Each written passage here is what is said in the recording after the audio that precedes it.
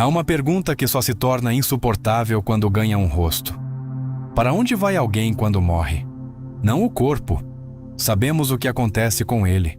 A pessoa. Seu irmão morre. Horas depois, você pode tocar a testa que beijou durante anos. Reconhece o formato das mãos, uma cicatriz antiga, cada traço daquele rosto. Nada foi substituído. Nenhuma peça essencial parece ter sido retirada. O cérebro continua dentro do crânio. O coração continua no peito. Então por que você olha para ele e sabe imediatamente que seu irmão já não está ali? Esse talvez seja um dos paradoxos mais cruéis da nossa existência. O morto permanece diante de nós justamente quando compreendemos que o perdemos.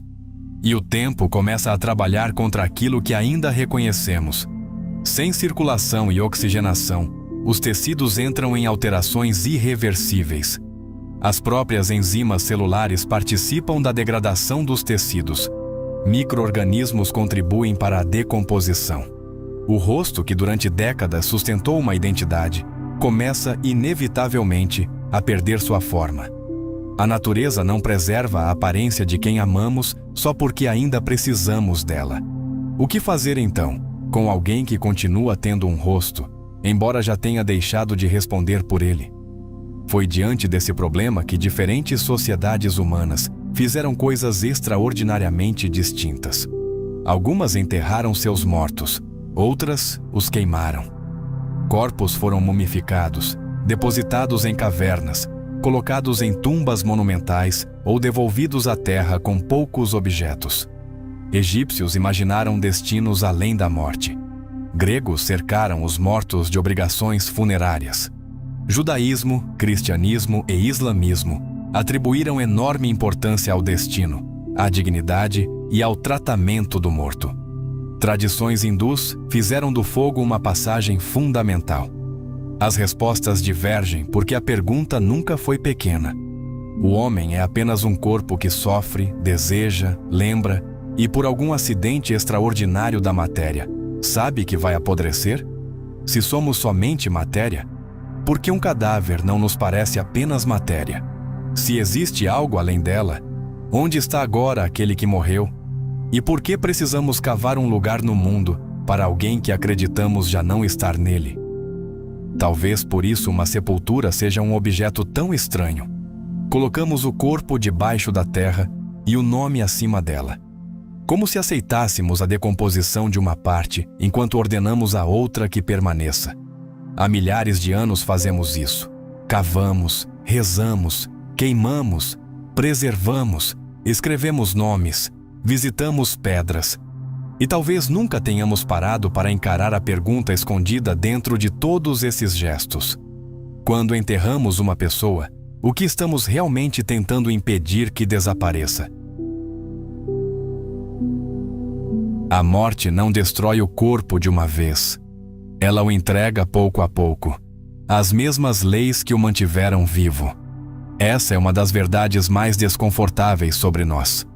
Depois que o coração para, a circulação deixa de distribuir oxigênio.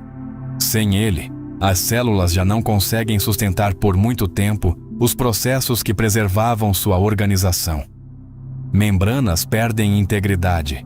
Enzimas celulares começam a degradar estruturas do próprio tecido. Esse processo recebe um nome quase frio demais para aquilo que significa: autólise, autodissolução.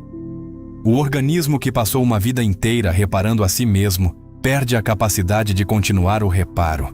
Depois, a decomposição avança. Micro-organismos, sobretudo os associados ao trato gastrointestinal, participam da transformação dos tecidos. Gases se acumulam, a coloração muda, estruturas se desfazem. Dependendo de temperatura, umidade, ambiente, acesso de insetos e outras condições, o processo pode avançar de maneiras e velocidades muito diferentes. Nada disso é uma agressão da natureza contra nós. É natureza acontecendo conosco. E talvez essa seja a parte mais difícil. Porque passamos a vida experimentando o corpo como propriedade. Minhas mãos, meus olhos, meu coração. Contudo, depois da morte, aquilo que chamávamos de meu entra em processos físicos sobre os quais já não existe qualquer comando. O corpo é matéria extraordinariamente organizada. A morte encerra a manutenção dessa organização. Então surge uma contradição quase ofensiva. Somos matéria capaz de descobrir que um dia deixará de conseguir manter a própria forma. Uma árvore não escreve sobre o fim das árvores. Um cervo pode reagir ao perigo. Não temos evidência de que passe décadas construindo uma teoria sobre a própria inexistência. Nós, por outro lado, marcamos consultas médicas, escrevemos testamentos, compramos jazigos, fazemos seguros e numa tarde perfeitamente comum, conseguimos imaginar um mundo no qual todos continuam vivendo, exceto nós. Ernest Becker construiu a negação da morte em torno dessa tensão. O ser humano é um organismo corporal e, ao mesmo tempo, uma criatura capaz de compreender a própria mortalidade. Talvez seja daí que venha parte do nosso desconforto diante da decomposição. Não porque ela seja monstruosa, porque ela é íntima. O cadáver revela uma verdade que o corpo vivo consegue disfarçar. Nossa permanência depende de um trabalho biológico que nunca percebemos enquanto acontece. Um dia, esse trabalho termina. E então, aquilo que chamávamos de pessoa começa a desaparecer também da superfície do corpo. Só que nossos antepassados fizeram algo curioso diante dessa transformação. Em algum momento da história humana, alguém viu um morto, viu a terra e decidiu cavar. Um cadáver não precisa de uma sepultura. Quem precisa dela são os vivos. E isso torna a primeira cova deliberada da nossa história muito mais perturbadora do que parece. Não sabemos quem a cavou primeiro. Talvez nunca saibamos. A arqueologia precisa ser cautelosa. Encontrar ossos antigos numa depressão não prova, por si só, que alguém realizou um funeral. Corpos podem ser cobertos por sedimentos, deslocados pela água, perturbados por animais ou preservados por processos naturais. Por isso, quanto mais remoto o vestígio, mais difícil separar intenção humana de acidente geológico. Ainda assim, existem sepultamentos antigos cuja intencionalidade é bem sustentada. Em Cafzé, no atual Israel, Homo sapiens foram enterrados há aproximadamente 100 mil anos. Um dos casos mais impressionantes reúne os restos de um adolescente e galhadas de cervo associadas ao sepultamento. Em Skul, também no Levante, outros humanos anatomicamente modernos foram depositados em contextos interpretados como sepultamentos. E nós não estávamos sozinhos nisso. Há evidências convincentes de que neandertais também enterraram alguns de seus mortos. Em La Chapelle-aux-Saints, na França, análises arqueológicas sustentam que um indivíduo neandertal foi colocado deliberadamente numa depressão escavada. Já sítios como Shanidar, no atual Iraque, alimentaram discussões fascinantes. A famosa hipótese de um enterro com flores, por exemplo, continua controversa. O pólen encontrado ali não demonstra com segurança que flores tenham sido oferecidas ao morto. Essa incerteza importa, porque seria tentador inventar uma cena bonita. Alguém chorando, depositando flores, dizendo adeus. A arqueologia não nos permite ouvir esse choro. Ela nos entrega terra, ossos, posições, cortes, sedimentos. E mesmo assim, alguma coisa atravessa dezenas de milhares de anos. Cavar exige esforço. Remover terra, colocar o corpo, cobri-lo, talvez protegê-lo de animais, talvez afastá-lo dos vivos, talvez realizar um rito. Não podemos atribuir a todas essas covas a mesma intenção, muito menos afirmar que seus autores acreditavam numa alma ou numa vida depois da morte. Porém, uma coisa é concreta. Em certos casos, o cadáver recebeu tratamento deliberado. Pense no paradoxo. Enquanto vivo, aquele indivíduo podia caçar, carregar, proteger, ensinar, gerar filhos. Morto, não devolveria o esforço de uma única pá de terra. Ainda assim, alguém trabalhou por ele. Talvez a pergunta decisiva, portanto, não seja quando inventamos o funeral. É outra. Quando começamos a compreender que a utilidade de uma pessoa podia terminar sem que terminasse também o seu valor, a cova conseguiu receber o corpo. O problema é que havia algo que nenhuma cova conseguia explicar. Quem, exatamente, tínhamos acabado de colocar dentro dela? Existe uma pergunta que um cadáver consegue fazer sem abrir a boca. Se este é o corpo dele, onde está ele? Volte ao seu irmão, não ao momento da morte. Algumas horas antes, ele dizia alguma coisa e você reconhecia quem estava falando antes mesmo de olhar. Uma frase dele podia irritá-lo porque vinha acompanhada de anos de história. Ele lembrava acontecimentos aos quais você não tinha acesso. Tinha medos que talvez nunca confessasse. Dentro daquele crânio, existia uma experiência do mundo que ninguém, além dele, podia experimentar. Então, ele morre. E acontece algo filosoficamente estranho. Você não diz, meu irmão está funcionando de maneira diferente. Você diz, meu irmão se foi. Foi para onde? A ciência consegue descrever aspectos essenciais do que ocorreu. A consciência, até onde as evidências disponíveis indicam, depende profundamente da atividade cerebral. Lesões, anestésicos, doenças neurodegenerativas e alterações químicas podem modificar memória, percepção, personalidade e consciência. Quando a função cerebral cessa irreversivelmente, não temos evidência científica estabelecida de que a experiência consciente individual continue fora do cérebro. Contudo, isso responde ao mecanismo. Não dissolve a experiência da perda. Porque ninguém ama um mecanismo nervoso em abstrato. Você amava alguém. E é aí que linguagem, filosofia e luto começam a tropeçar na mesma pedra. Epicuro tentou retirar da morte parte de seu terror. Na carta a Meneceu, argumentou em essência que a morte não é uma experiência que o morto sofre. Enquanto existimos, ela não está presente. Quando ela chega, nós já não estamos. O raciocínio é poderoso, e ainda assim, experimente dizê-lo diante do caixão de alguém que criou você. A filosofia pode mostrar que o morto talvez não experimente a própria ausência. Quem fica, porém, experimenta uma ausência que ocupa espaço. Essa é a contradição. A pessoa já não sente falta de você. Você sente falta suficiente pelos dois. E talvez por isso um cadáver seja tão desconcertante. Ele oferece presença física sem reciprocidade.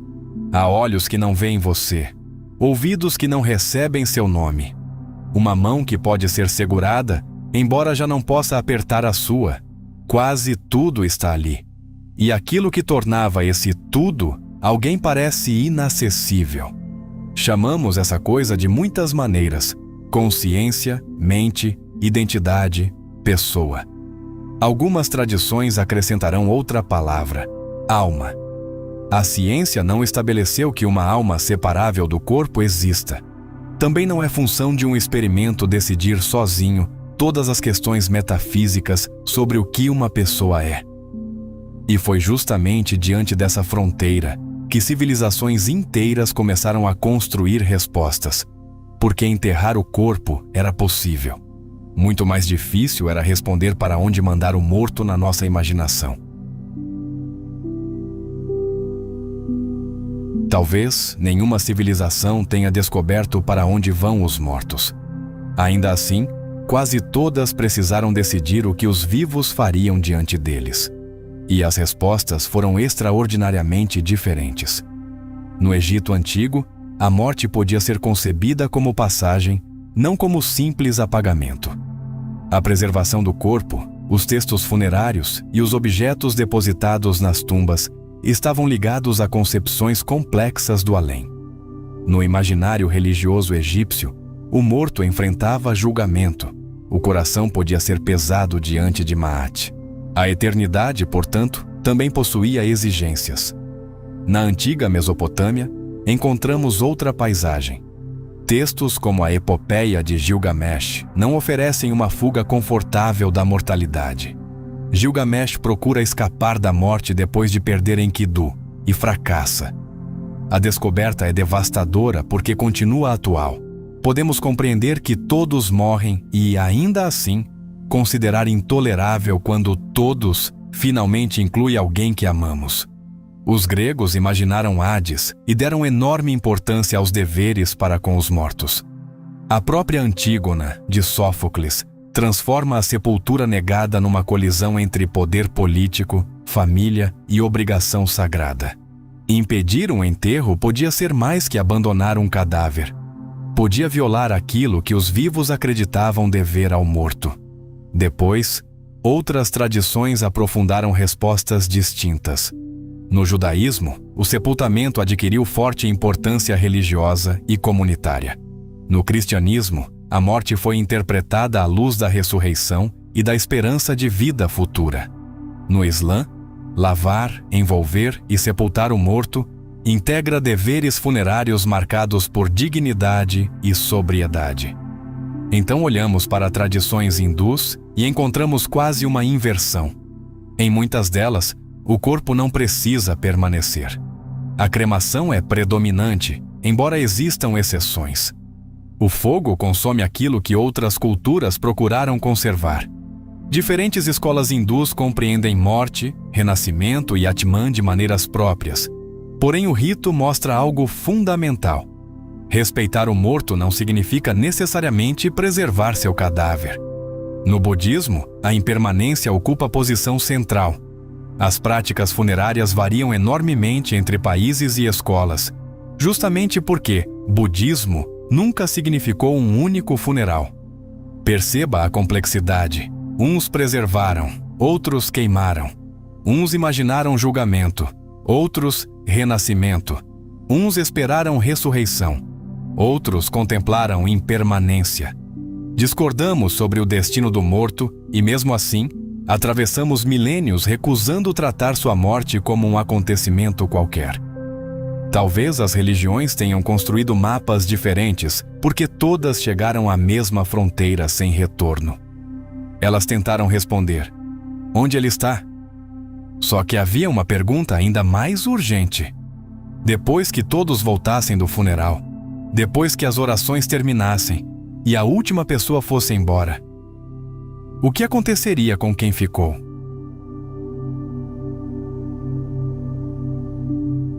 Há mortes que acontecem em alguns minutos e levam anos para terminar dentro de quem ficou. A notícia chega. Ele morreu. Você entende cada palavra. Sabe exatamente o que a frase significa. E ainda assim, alguma parte da mente continua esperando uma correção impossível. Talvez ele ligue. Talvez a porta abra. Talvez tudo tenha sido um engano. Isso não é simplesmente falta de inteligência diante do óbvio. Relações humanas são construídas por repetição. Durante anos, o cérebro aprende que determinada voz pertence ao mundo, que certo rosto reaparece, que uma pessoa ocupa lugares previsíveis na nossa vida. A morte pode interromper essa presença numa única tarde. O vínculo aprendido não recebe a mesma velocidade para desaparecer. Por isso, o luto produz situações quase cruéis. Você sabe que ele morreu e, por um instante, pensa em contar alguma coisa a ele. Vê algo que ele gostaria e sua mente ainda o inclui no futuro. Às vezes, pega o telefone antes de lembrar. Como alguém pode saber que uma pessoa morreu e continuar esperando por ela? A psicologia contemporânea abandonou, em grande medida, a ideia simplista de que viver bem depois de uma perda exige romper completamente o vínculo com quem morreu. Pesquisadores do luto desenvolveram o conceito de continuing bonds, vínculos contínuos. Recordar, conversar mentalmente com o morto, preservar certos objetos ou incorporar valores daquela pessoa pode fazer parte de uma adaptação saudável. O objetivo não é necessariamente esquecer. É aprender uma forma diferente de lembrar. E então compreendemos por que os ritos funerários podem importar tanto. O funeral não ressuscita ninguém. não negocia com a morte, não reduz uma vida inteira ao caixão diante da família. Ele faz algo mais modesto e, justamente por isso, profundamente humano. Dá forma pública a uma realidade que a mente ainda está tentando alcançar. Isso se torna ainda mais doloroso quando não existe um corpo. Guerras, naufrágios, desastres, desaparecimentos e regimes que ocultaram cadáveres deixaram famílias presas entre duas impossibilidades. Não conseguem esperar plenamente, nem conseguem despedir-se plenamente. A pesquisadora Pauline Boss chamou de perda ambígua situações em que a ausência e a presença permanecem psicologicamente em conflito, como ocorre quando alguém desaparece e seu destino não pode ser confirmado. Não saber pode transformar a esperança numa ferida que se recusa a escolher entre abrir e fechar. Talvez por isso recuperar e identificar um corpo possa ter tamanho significado para algumas famílias. Não porque os ossos devolvam a pessoa, porque a certeza devolve uma fronteira. O funeral marca essa fronteira. De um lado, a vida em que ainda podíamos encontrá-lo. Do outro, a vida em que teremos de encontrá-lo apenas na memória. E, incapazes de conservar a presença, fazemos então outra coisa extraordinária. Damos à ausência um lugar.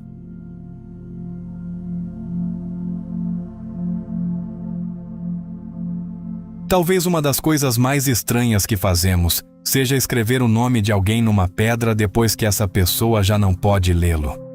Nome, data de nascimento, data de morte. Às vezes, uma frase. Entre duas datas separadas por alguns centímetros, comprimimos uma existência que levou décadas para acontecer. O primeiro medo era perder a pessoa. Depois veio outro. E se o mundo também a perder? É aí que a sepultura deixa de ser somente destino de restos mortais e se torna coordenada da memória. Pense no que dizemos ao visitar um cemitério. Vou vê-lo. Sabemos que não veremos aquela pessoa como a víamos antes. Ainda assim, atravessamos cidades, levamos flores, limpamos lápides, pronunciamos nomes diante de túmulos. O lugar oferece geografia a uma relação que já não pode acontecer no tempo. Talvez por isso, a ausência de uma sepultura possa ferir de maneira tão particular. Durante guerras, genocídios e ditaduras, corpos foram enterrados em valas comuns, ocultados ou deixados sem identificação. Em diferentes países, famílias passaram décadas procurando restos mortais de parentes desaparecidos. Técnicas forenses, inclusive análise de DNA, permitiram em muitos casos devolver identidades a restos que antes possuíam apenas números. E existe algo quase insuportável nessa expressão: devolver um nome. Porque um número organiza restos. Um nome devolve uma biografia. O sociólogo Maurice Halbwachs argumentou que a memória não existe apenas como fenômeno isolado dentro do indivíduo. Ela é estruturada também por grupos e referências sociais. Nós lembramos juntos. Cemitérios e memoriais materializam parte desse trabalho. Por isso, regimes e conflitos não atacam apenas pessoas. Em diferentes momentos históricos, também destruíram túmulos, apagaram inscrições e ocultaram cadáveres. Eliminar vestígios pode servir à tentativa de eliminar provas, identidade e memória. Matar encerra uma vida. Apagar o morto tenta ainda controlar aquilo que os vivos poderão lembrar dela. Talvez seja essa uma das razões pelas quais nomes importam tanto. Nos memoriais do Holocausto, em monumentos de guerra, em listas de desaparecidos, repetimos nomes que seus donos já não podem responder. Não fazemos isso por eles apenas. Fazemos porque esquecer também modifica quem permanece. E então, aparece a ironia mais delicada de todas. Erguemos lápides porque a carne não dura. Gravamos letras porque a voz terminou. Construímos monumentos sabendo que até monumentos podem desaparecer. O ser humano sabe que não consegue vencer o tempo e, ainda assim, deixa pequenas resistências no caminho dele. Uma pedra, uma fotografia, um nome. Ele esteve aqui.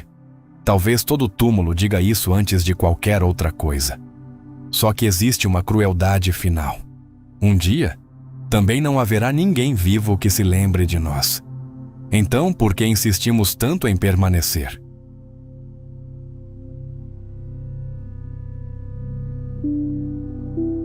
Um dia, alguém será a última pessoa no mundo a pronunciar o seu nome, lembrando exatamente quem você foi. Ela talvez nem saiba disso.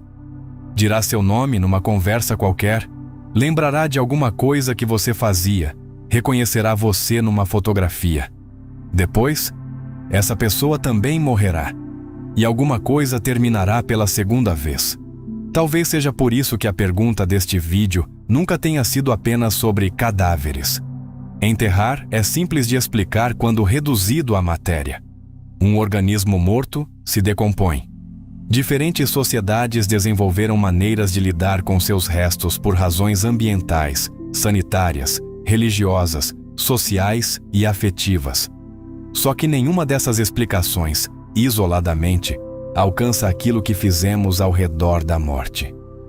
Nós não apenas removemos cadáveres, construímos significado em torno deles. Agora volte ao seu irmão uma última vez. Passaram-se 20 anos.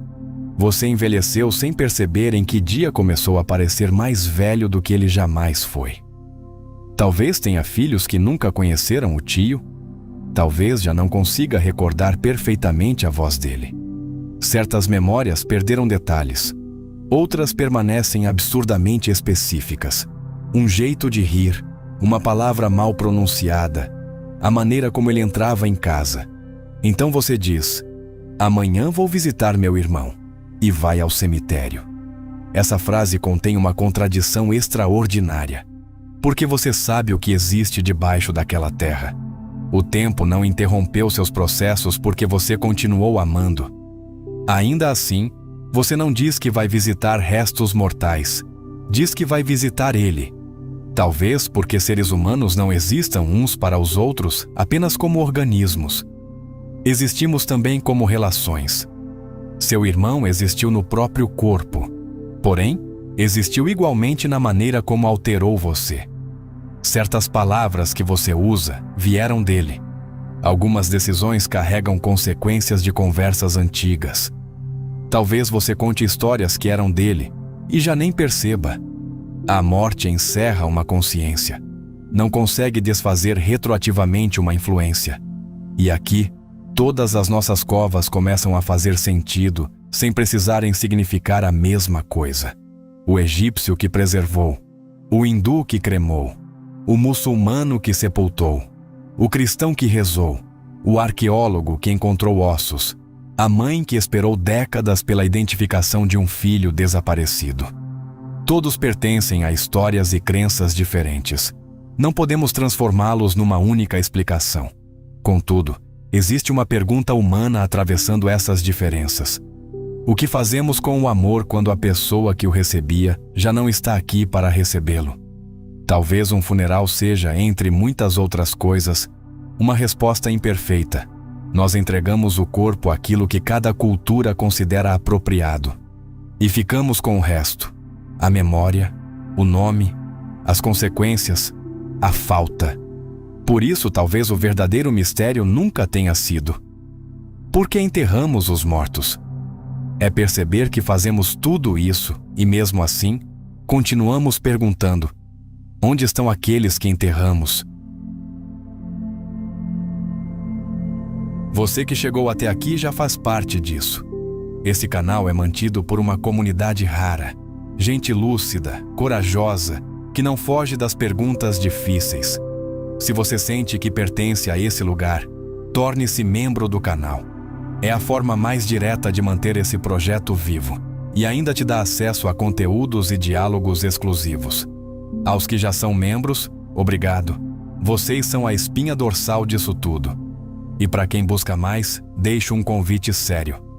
Filosofia pessimista, a lúcida escuridão. Não é um curso para qualquer um. É um mergulho sem anestesia nas verdades mais duras da existência. Só entra quem está pronto.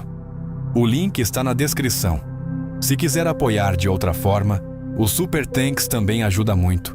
Mas só de assistir, comentar ou compartilhar, você já está fazendo parte. E aqui, isso importa. Muito obrigado.